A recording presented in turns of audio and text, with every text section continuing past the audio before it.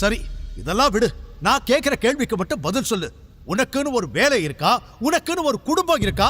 இல்ல சொத்து, bank balance, background அந்த மாதிரி ஏதாவது இருக்கா? எதுவும் இல்ல.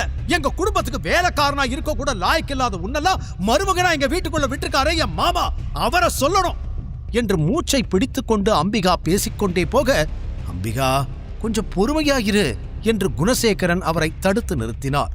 இல்லங்க, இதுக்கு மேல என்னால அமைதியா இருக்க முடியாது. உடனே இத பத்தி நான் மாமா கிட்ட பேச போறேன். இதுக்கு மேல இவன் இந்த வீட்ல இருக்க கூடாது. என் பொண்ணோட வாழ்க்கையை எல்லாரும் சேர்ந்து நாசமாக்க பாக்குறீங்க என்று கத்திக்கொண்டே இருக்க, கொஞ்சம் பொறுமையா இரு அம்பிகா. நீ சொன்ன உடனே அப்பா கேட்டுடுவாரா? அவர் ஒரு முடிவெடுத்தா அதுல இருந்து பின்வாங்க மாட்டாரு. வேதிகாவோட விஷயத்துல அவர் எவ்வளவு பிடிவாதமா இருக்காருன்னு உனக்கே தெரியும் என்று குணசேகரன் நிலைமையை புரிய வைக்க பார்க்க, எனக்கு அதை பத்தியெல்லாம் கவலை இல்ல. இவன் கூட நடந்ததெல்லாம் கல்யாணம் கிடையாது. என் பொண்ணுக்கு கல்யாணம்னு ஒண்ணு நடந்தா அது பிரவீன் கூட மட்டும்தான் என்றதும் இப்போது வேதிகாவும் ஷாக்காகி, அம்மா, பிரவீனை கல்யாணம் பண்ணிக்க நான் எப்போ ஓகே சொன்னேன் என்று கேட்டாள். உன்னோட விருப்பம் எனக்கு தேவையில்லை. ஒரு அம்மாவா உனக்கு எது சரின்னு எனக்கு தெரியும். இந்த வெறும் பயலோட வாழ்ந்தா நீ நடுத்தெருவுல தான் நிக்கணும். உன் பிசினஸ்க்கு இப்ப ஹெல்ப் தேவை, கரெக்டா? இந்த சிச்சுவேஷன்ல இப்ப பிரவீனை தவிர உன் பிசினஸ வேற யாராலும் காப்பாற்ற முடியாது. அதனால நீ இந்த கல்யாணத்துக்கு ஒத்துக்கிட்டு தான் ஆகணும் என்று அம்பிகா கராராக பேச, இல்லம்மா, அதெல்லாம் ஒன்றும் தேவையில்லை. விக்ரமன் சாரை நானே நேர்ல மீட் பண்ணி பேசுறேன். அவர் எனக்கு ஹெல்ப் பண்ணுவாரு. இதுக்காகலாம் என்னால பிரவீனை கல்யாணம் பண்ணிக்க முடியாதுமா. அப்போ இவனோட வாழ போறேன்னு சொல்றியா? எனக்கு 2 பேருமே வேணாம், என்னை விட்டுருங்க பிளீஸ் என்று வேதிகா விரக்தியுடன் கூற, சர்வா அவளை பரிதாபமாக பார்த்தான். இவ்வளவு நேரம் பொறுமையாக இருந்தவன், உனக்கு விக்ரமன் கிட்ட இருந்து என்ன ஹெல்ப் வேணும் வேதிகா? சாரி, ஐ மீன் விக்ரமன் சார் கிட்ட இருந்து என்று குறுக்கே புகுந்து கேட்டான். வந்ததிலிருந்து விக்ரமனின் பெயரை கேட்டாலும் என்ன பேசிக் கொள்கிறார்கள் என்பது சர்வாவிற்கு புரியவில்லை. அவன் கேட்ட கேள்விக்கு அம்பிகாவும் வேதிகாவும் பதில் சொல்லாமல் அவனை புரியாமல் பார்த்து கொண்டிருக்க, அதை கவனித்த குணசேகரன், வேதிகாவுக்கு இப்போ கொஞ்சம் பணம் தேவைப்படுது. பிசினஸ் கொஞ்சம் லாஸ். மற்ற ஷேர் ஹோல்டர்ஸ் எல்லாரும் ஏமாத்திட்டாங்க என்று பொறுமையாக கூற, சர்வா மறு வார்த்தை பேசுவதற்குள் அம்பிகா முந்திக்கொண்டு, ஏங்க, நீங்க ஒரு ஆளு, இதெல்லாம் எதுக்கு இவங்கிட்ட சொல்லிக்கிட்டு இருக்கீங்க? இவங்கிட்ட சொல்லி இவன் என்ன நம்மளுக்கு கோடி கோடியா கொண்டு வந்து கொட்ட போறானா? இவனால ஒன்னே ஒண்ணுதான் முடியும். அந்த பையனை அடிச்ச மாதிரி ஷேர் ஹோல்டர் எல்லாரையும் அடிச்சு பிரச்சனை வேணும்னா பண்ணுவான் என்று மீண்டும் கத்த ஆரம்பித்தார். குணசேகரன் தலையில் அடித்துக் கொண்டார். மீண்டும் மீண்டும் அதையே பேசும் மனைவியை என்ன செய்வதென்றே அவருக்கு தெரியவில்லை. இங்க பாரு, இந்த பிரச்சனையெல்லாம் சாக்கா வச்சு நீ என் பொண்ணு கூடவே இருக்கலான்னு நினைக்காத. ஒருவேளை பிரவீனை கல்யாணம் பண்ணிக்க மாட்டேன்னு அவ சொன்னா கூட வேற ஒரு நல்ல மாப்பிள்ளையா பார்த்து அவளுக்கு கல்யாணம் பண்ணி வைப்பேனே தவிர உன் கூட என் பொண்ணை வாழ விட மாட்டேன் என்று தன்னுடைய பாயிண்டை உறுதியாக கூறிவிட்டு அவர் அறைக்குள் செல்ல, பின்னாலே குணசேகரனும் சென்றார். தீரஜும் அவர்களை பார்த்து சிரித்துவிட்டு தன் அறைக்கு சென்று கதவை அடைத்துக் கொண்டான். அவர்களெல்லாம் சென்ற பிறகு ஆழ்ந்த மூச்சை எடுத்துக்கொண்ட சர்வா வேதிகாவிடம் வந்து, எவ்வளவு பணம் தேவைப்படுது என்று கேட்டான். இப்ப எனக்கு தேவை பணம் இல்லை. இன்ஃப்ரா கிரீன் கம்பெனியிலிருந்து பார்ட்னர்ஷிப் கிடைச்சா கூட அதுவே பெரிய ஹெல்ப்பாக இருக்கும். ஆனா என் கூட பார்ட்னர்ஷிப் வச்சுக்கிறதுல விக்ரமன் சாருக்கு எந்த யூஸும் கிடையாது. அதனால அவர் இதுக்கு சம்மதிக்க மாட்டாரு என்று பொறுமையாக கூறினாள் வேதிகா. ஏனோ இந்த ப்ராப்ளத்தை பற்றி அவனிடம் கொஞ்சம் பேச வேண்டும் என்று அவளுக்கும் தோன்றியது. அவள் சொன்னதை கேட்டுக்கொண்டு தலையாட்டிய சர்வா, சரி, நான் ஹெல்ப் பண்றேன் என்று கூறினான். அதை கேட்டு கடுப்பான வேதிகா, உங்ககிட்ட நான் ஒரு விஷயம் சொல்லட்டுமா? ஐ ஹேட் யூ எ லாட். என்ன சொன்ன? நீ எனக்கு ஹெல்ப் பண்றியா? அப்படி ஏதாவது செய்யணும்னு நினைச்சா முதல்ல என் வாழ்க்கையை விட்டு மொத்தமா போயிடு. அதுதான் நீ எனக்கு பண்ண போற பெரிய ஹெல்ப்பா இருக்கும். நான் நிம்மதியாவது இருப்பேன் என்று படபடவென பேசினாள். வேதிகா, எதுக்கு இப்படி டென்ஷன் ஆகிற? நான் சொல்றத கேளு என்று சர்வா பொறுமையாக பேச, இன்னொரு தடவை என் பேரை சொல்லி கூப்பிட்ட மரியாதை கெட்டுரும். முதல்ல இங்கிருந்து போய் தொலை என்று கூறிவிட்டு வேகமாக தனது ரூமை நோக்கி நடந்தாள். சர்வாவிற்கு வேதிகாவை எப்படி சமாதானப்படுத்துவது என்றே தெரியவில்லை. தைரியத்தை வரவழைத்துக் கொண்டு அவள் பின்னாலேயே சென்றான். வேதிகா, நில்லு, நான் சும்மா ஜோக் அடிக்கல. உன் பிரச்சனையை என்னால சரி பண்ண முடியும். தயவு செஞ்சு என்ன நம்பு வேதிகா. விக்ரமன் சார் கம்பெனில தான் எனக்கு மேனேஜர் ஜாப் கிடைச்சிருக்கு என்று அவன் கூறியதும் ஒரு நொடி அமைதியாக அவனை பார்த்த வேதிகா அடுத்த நிமிஷமே சத்தமாக சிரிக்க ஆரம்பித்தாள். ஆ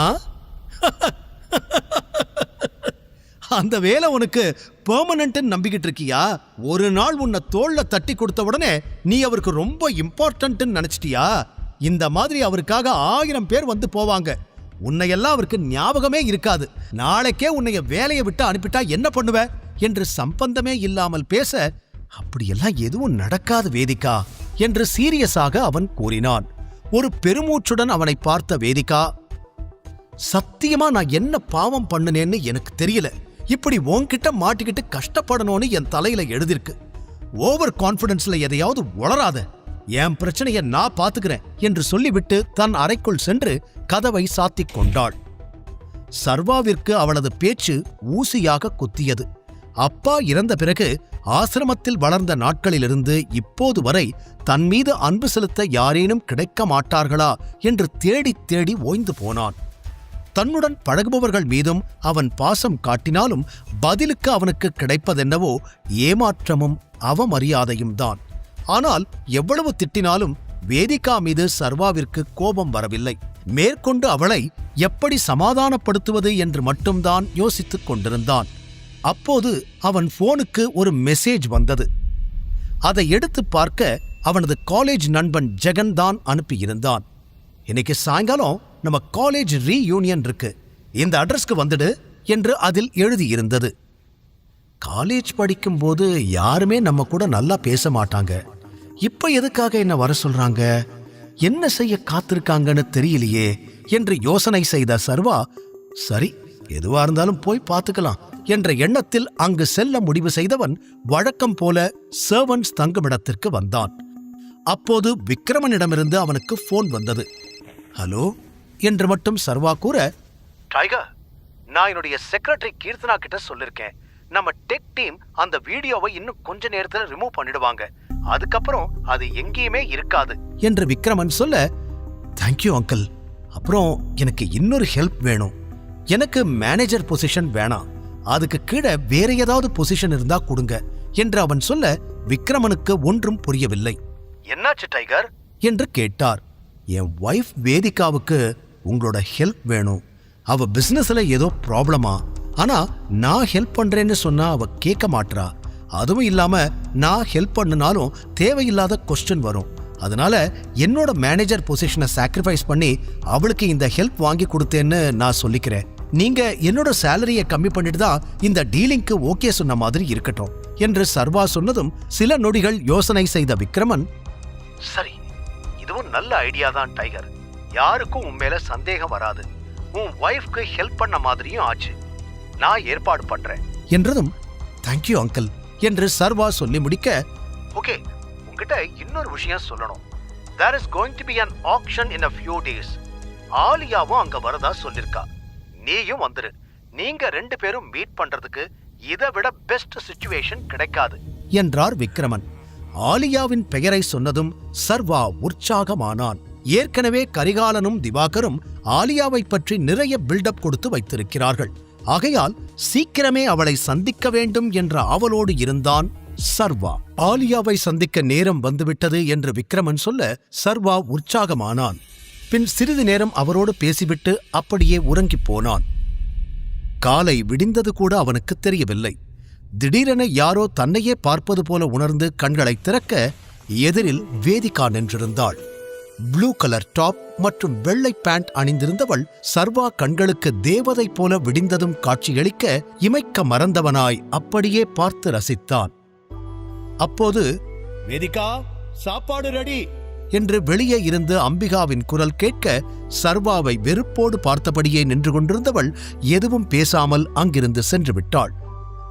எதுக்கு காலங்காத்தால இங்க வந்து என்ன முறைச்சிட்டு எதுவும் பேசாம போறா?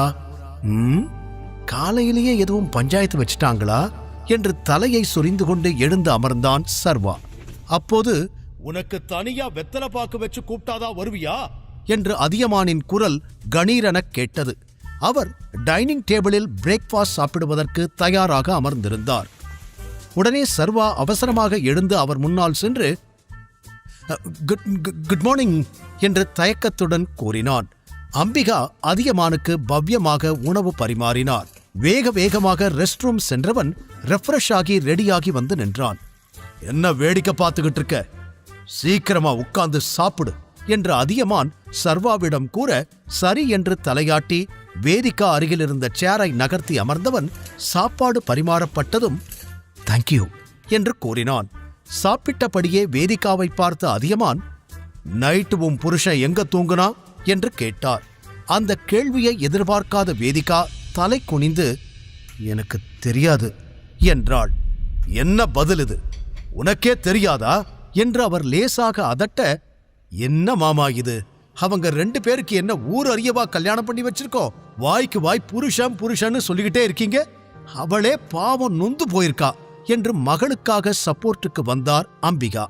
அதை கேட்டு தலையாட்டிய அதியமான், கரெக்டு தான், ஊர் அறிய கல்யாணம் பண்ணி வைக்கல, ஆனா ரெஜிஸ்டர் ஆபீஸ்ல லீகலா பண்ணி இருக்கோம் இல்ல என்று கேட்டதும் அம்பிகாவால் பதில் சொல்ல முடியவில்லை. சீக்கிரமே ஊர் அறிய உங்க கல்யாணத்தை கிராண்டா நடத்தி எல்லாருக்கும் அனௌன்ஸ் பண்ணணும். அதுக்கான ஏற்பாட்டையும் பண்றேன். அப்புறம் உங்க மேரேஜ் சர்டிபிகேட் ரெடி ஆயிடுச்சுன்னு ரெஜிஸ்டர் ஆபீஸ்ல இருந்து போன் பண்ணாங்க. ஈவினிங் அதை 2 பேரும் போய் வாங்கிடுங்க என்றார். அதை கேட்டதும் சட்டென நிமிர்ந்து பார்த்த வேதிகா, தாத்தா தயவு செஞ்சு நான் சொல்றத கேளுங்க, எப்படியாவது இந்த கல்யாணத்தை கேன்சல் பண்ணிடுங்க, எனக்கு இது சுத்தமா பிடிக்கல, சர்டிபிகேட் எல்லாம் ஒன்னும் வாங்க வேண்டாம் என்று அவரிடம் கெஞ்சினாள். இதெல்லாம் அவன் கூட ஒரே ரூம்ல தப்பு பண்றதுக்கு முன்னாடி யோசிச்சிருக்கணும் வேதிகா. இப்ப வந்து அழுது புலம்புனா என்ன பண்ண முடியும்? இந்த வீட்டோட ரூல்ஸ் பத்தி உனக்கே தெரியும். தப்பு பண்ணா தண்டனை அனுபவிச்சுதான் ஆகணும். முழு கதையையும் கேட்டு மகிழ பாக்கெட் FM ஆப்பை டவுன்லோட் செய்யுங்கள். லிங்க் டிஸ்கிரிப்ஷனில் கொடுக்கப்பட்டுள்ளது.